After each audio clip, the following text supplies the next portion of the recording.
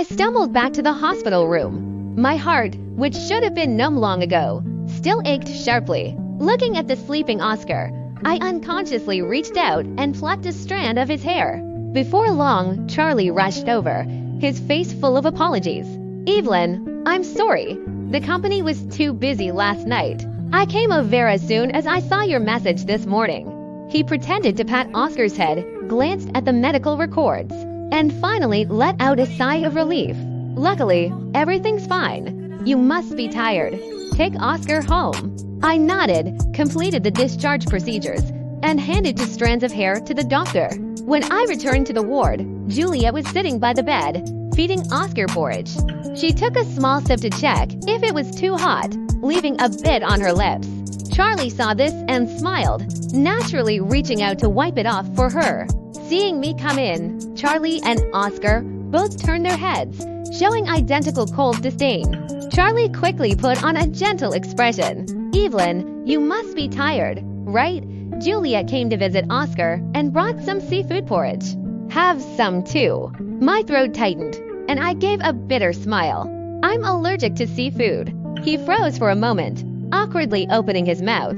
I'd been so busy lately, I forgot about that. I didn't say anything else, just quietly packed my luggage.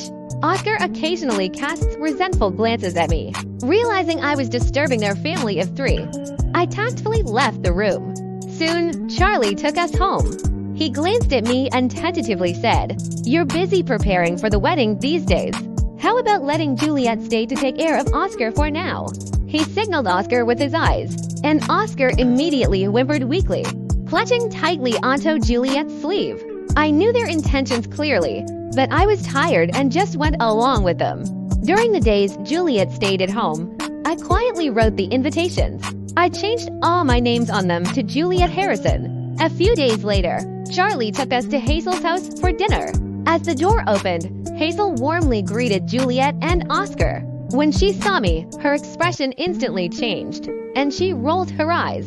At the dining table, Oscar kept calling out Aunt Juliet.